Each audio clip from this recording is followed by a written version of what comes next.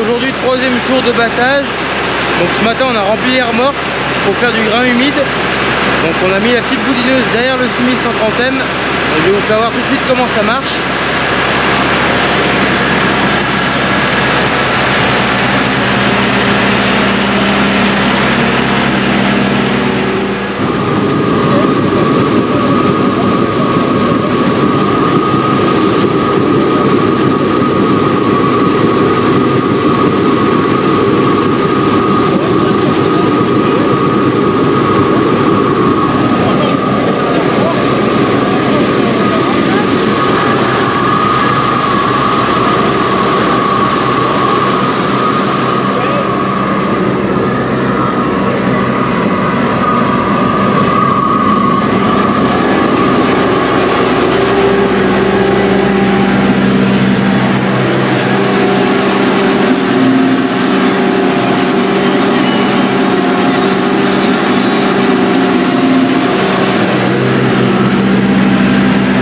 J'ai rebraqué les roues un peu en haut parce que là on est en pente et il a tendance à vouloir tirer en bas.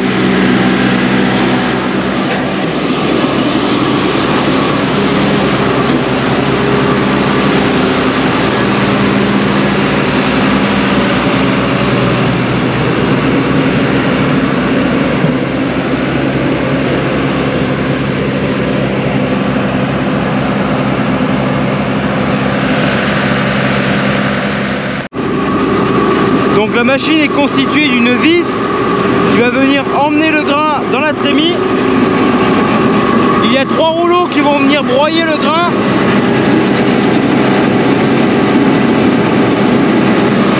Donc les rouleaux qui sont entraînés par la prise de force.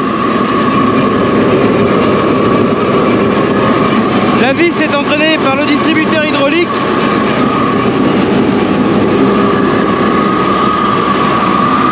Et après vient se former le boudin.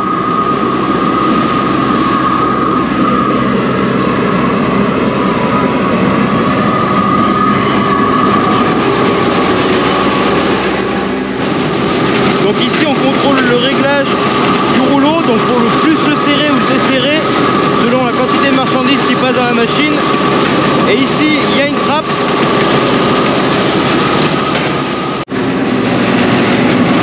Donc on règle la tension par cette manivelle, la tension du boudin. Donc ça va serrer le frein de la boudineuse pour que le boudin soit assez tendu.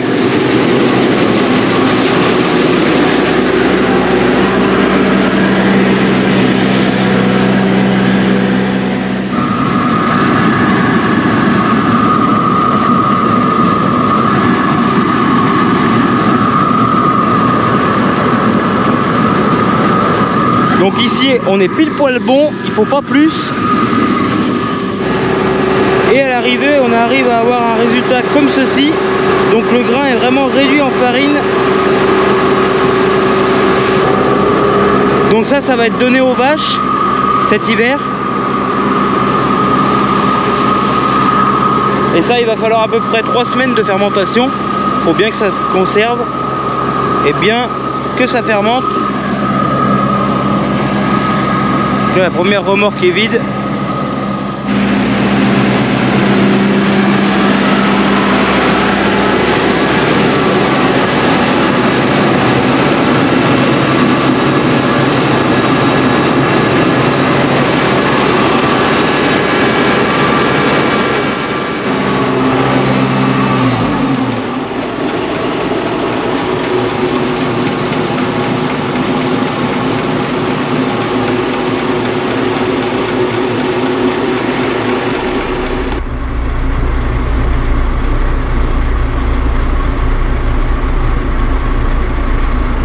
Donc j'ai oublié d'apporter une précision tout à l'heure, le tracteur il est au point mort, il bouge tout seul, pas besoin de mettre l'avertisseur en marche avant. Donc là je peux repasser à plein gaz.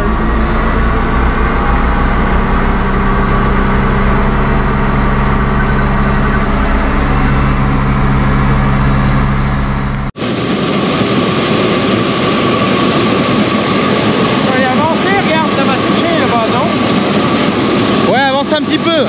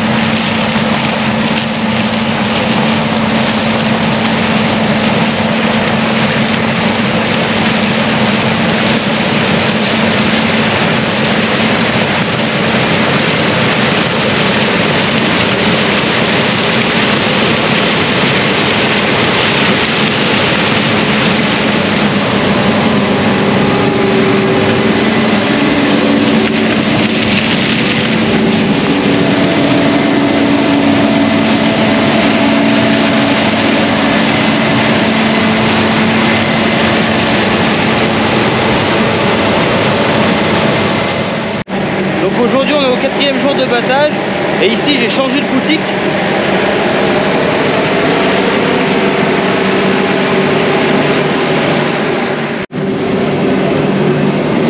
Donc ici on est chez mon ancien maître de stage. Donc vous reconnaissez certainement, c'est l'endroit où il y a le gros séchoir. Donc actuellement il est en fonction.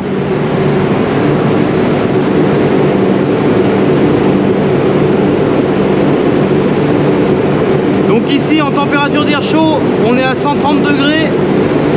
La température air extrait est réglée sur 42,6. En réel on est à 42 tout pile.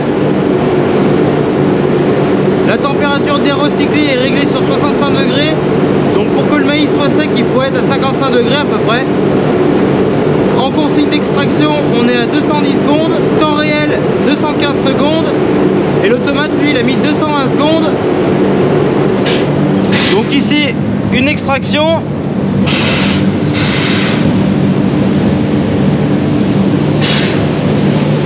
Donc l'automate lui il allonge un peu le temps entre deux extractions, tout simplement pour éviter que le maïs ne sorte trop humide à la sortie de séchoir.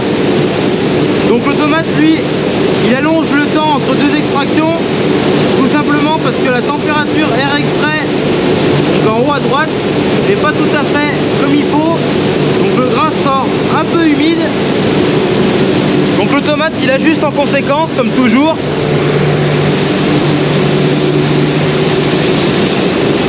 Je vais aller chercher pour faire l'échantillon, puis on va voir tout de suite ce que ça donne.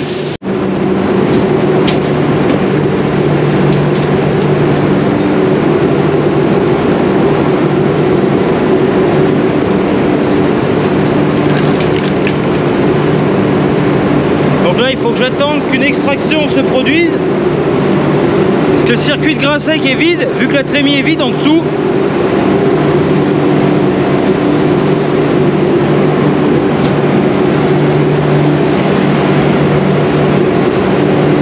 Donc là on a une vue sur les brûleurs, sur le brûleur.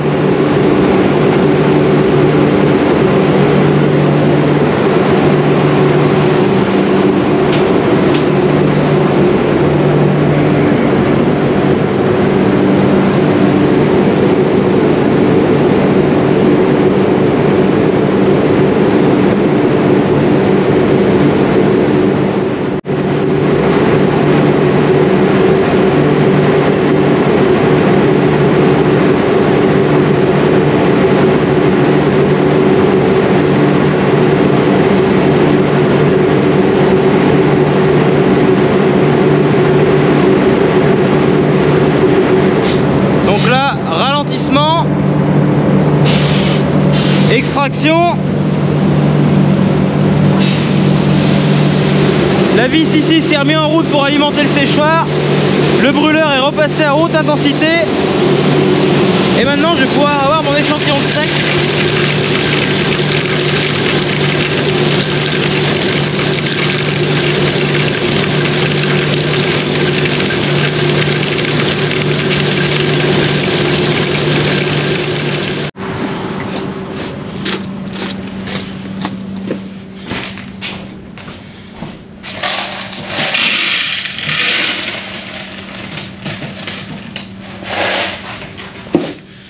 Je presse le bouton test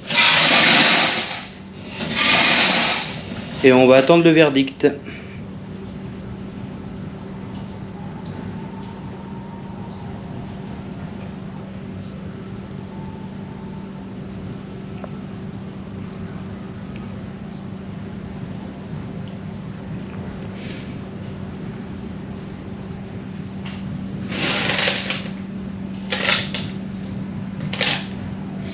Donc ici on constate bien le point noir, donc ça signifie que le maïs est à maturité physiologique. Et ici on est à 15,5, donc c'est nickel, c'est tip top puisqu'il va perdre encore un point par le refroidissement dans la cellule, vu que la cellule est ventilée, donc c'est nickel. Donc tout à l'heure vous avez vu un extrait avec la CR990, le Capello 8 rangs et le T6 155 avec le transporteur Perrard. Ici dans la cour il y a une autre batteuse, une Newland CR9090 avec un bec Capello 10 rangs qui est repliable, mais là il est posé sur le chariot. Donc normalement, comme je viens de le dire, il est repliable ce bec, mais par la route le 10 rangs repliable ça fait vraiment large. Du coup pour les longs transports on préfère le poser sur un chariot. Donc ces deux batteuses là c'est le TA Philippe Papazian. Donc une belle machine aussi.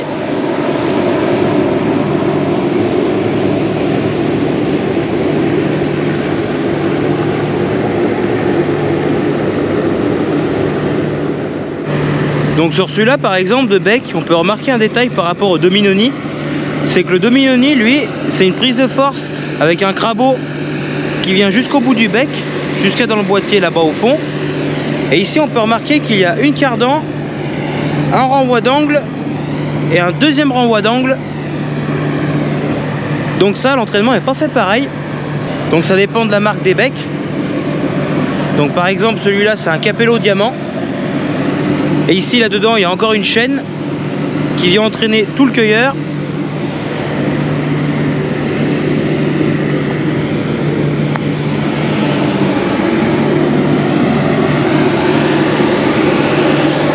Donc même conception que le Dominoni, deux plaques cueilleuses, deux chaînes.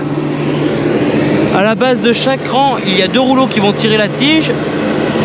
La tige va passer dans le broyeur qui tourne à très haute vitesse. L'épi, lui qui est trop gros, se retrouve coincé, donc il est séparé. L'épi monte dans la machine.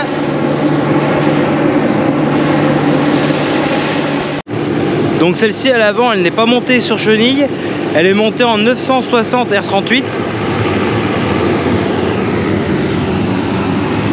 Donc là, on entend une extraction au séchoir.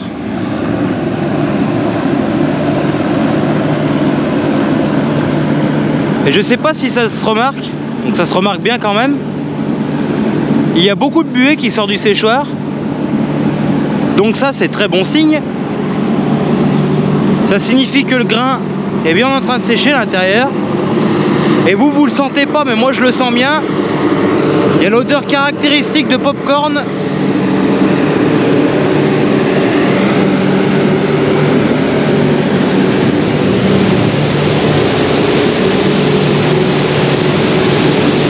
Donc là, par rapport à tout à l'heure, le temps entre 2 extractions a diminué.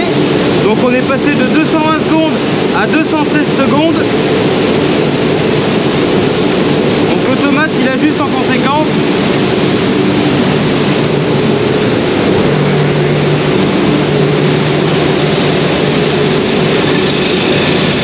Ici on a l'approvisionnement en maïs vert.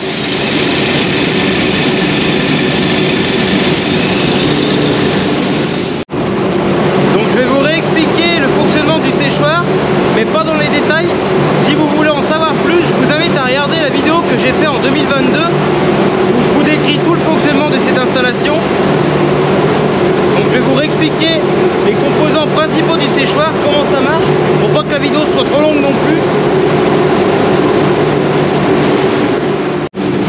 Donc ici le grain provenant de la fosse est avalé par le ray de l'air, il remonte par l'élévateur jusque dans la cellule.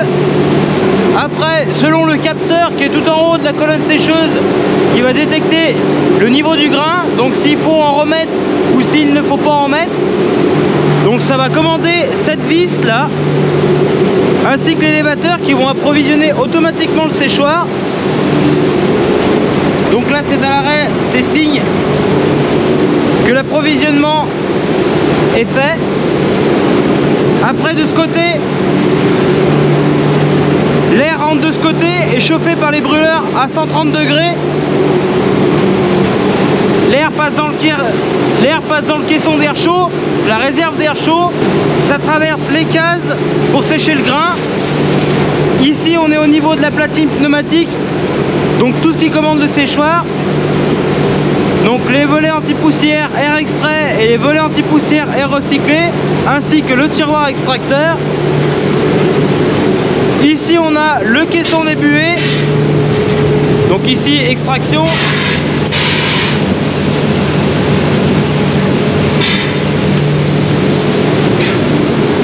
Donc je disais le caisson des buées, donc c'est là que l'air humide va ressortir. Donc en bas du séchoir, l'air va être un peu plus sec. En haut, l'air est beaucoup plus humide. Donc en haut, l'air est rejeté à l'air libre. C'est pour ça que ça fait beaucoup de buée dehors.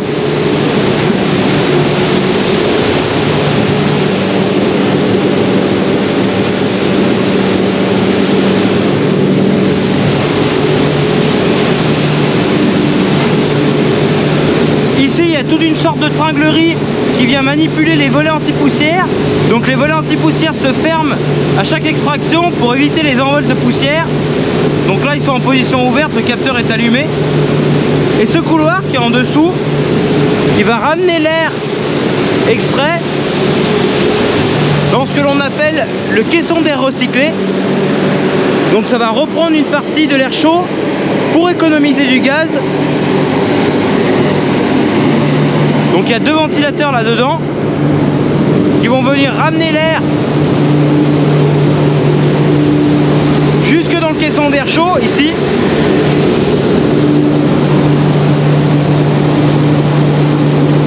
Donc là je sens que c'est chaud à l'intérieur et ça vibre beaucoup. Parce que les ventilateurs qui sont là-dedans sont extrêmement puissants. ici on a la conduite de gaz qui arrive jusqu'à ce gros étendeur. Et là dedans il y a la panoplie d'alimentation du brûleur. La panoplie qui est ici, on la voit pas trop avec la luminosité.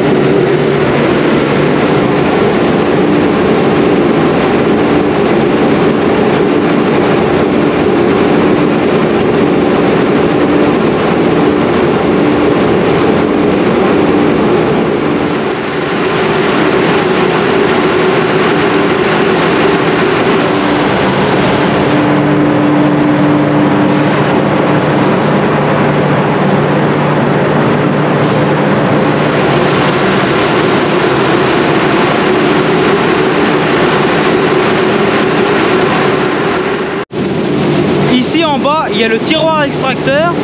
Donc le tiroir extracteur est commandé par l'automate selon une cadence bien définie. Donc ça va se faire grâce à la température d'air extrait en haut.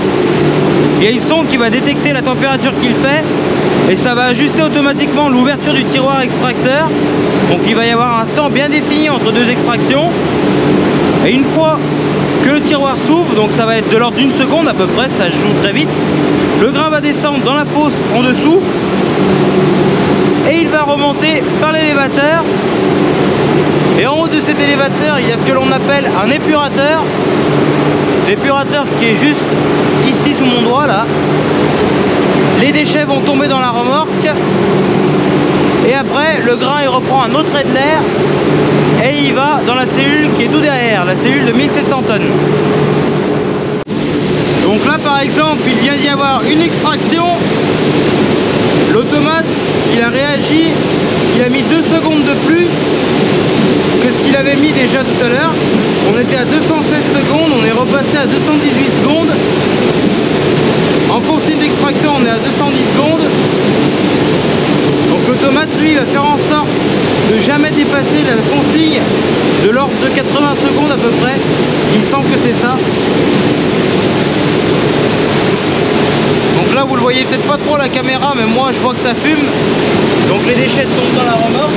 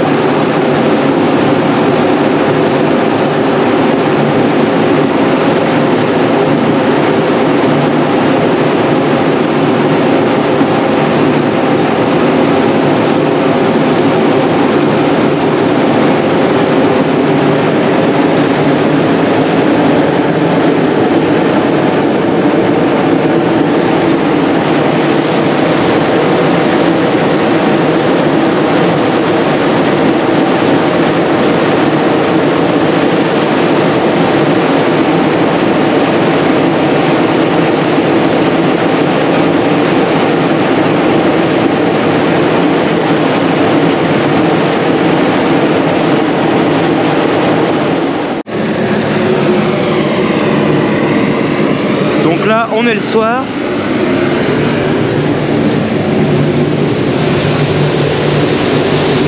Donc le séchoir tourne toujours.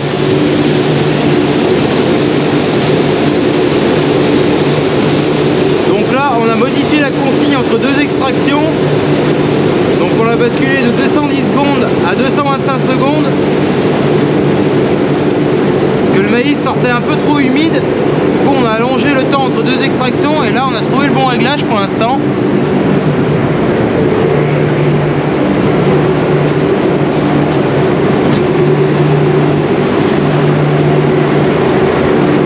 Le brûleur marche nickel.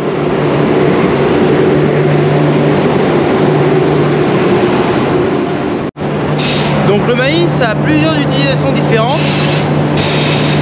Donc là une extraction.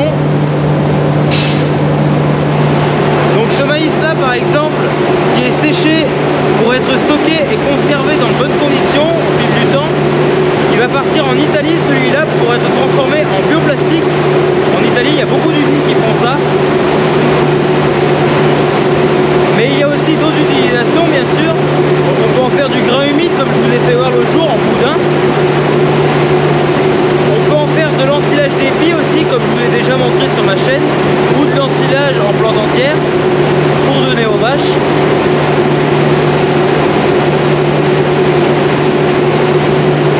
Ça peut être également transformé en farine. On peut récupérer du grain une fois qu'il a été séché. On peut le transformer en farine pour le donner aux animaux, donc aux vaches par exemple aussi. Donc le maïs, ça a plein d'utilisations différentes. Donc là je vous ai résumé en gros de ce qu'on peut faire avec du maïs. Mais après il y a d'autres utilisations. Numérer les utilisations que l'on en fait nous dans notre région. Je sais que toutes les coopératives par là, que ce soit là chez mon ancien maître de stage ou alors d'autres coopératives comme Oxiane par exemple, le père François je crois qu'ils font un peu aussi, ils sèchent, ils stockent et après c'est expédié en camion tout en Italie et c'est parti pour faire du bioplastique.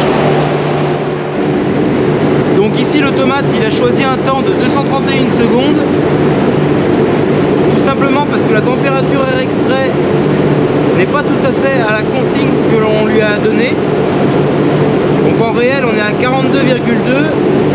et en consigne on est à 42,6. Donc l'automate il a réagi, il a augmenté un petit peu le temps entre deux extractions. Et là à cette extraction là je vais regarder le taux d'humidité, donc je vais faire un échantillon.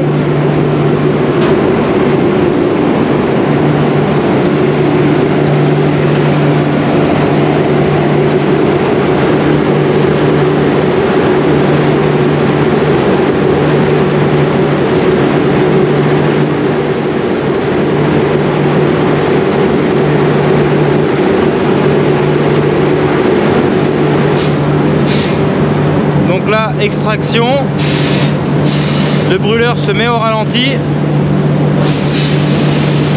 la vis se relance, le brûleur repasse à haut régime et là mon grain va tomber.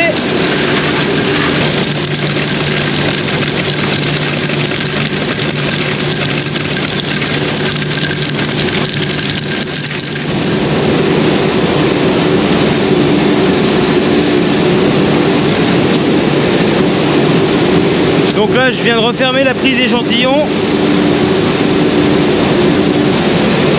Le grain humide coule. Donc ici je fais choix du grain. 4 maïs sauf waxy. Donc là il s'étalonne.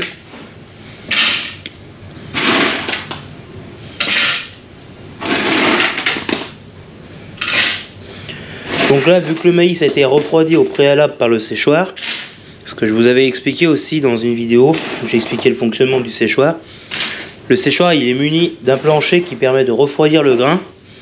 Donc là, le grain est juste tiède.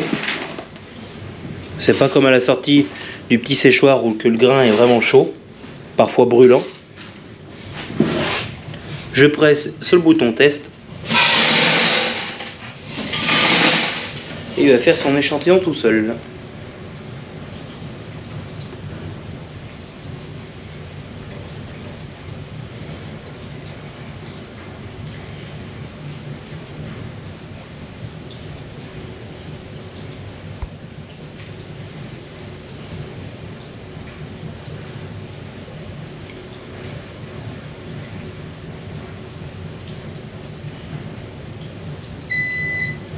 Donc ici on ressort à 15,4. Donc l'humidité c'est nickel.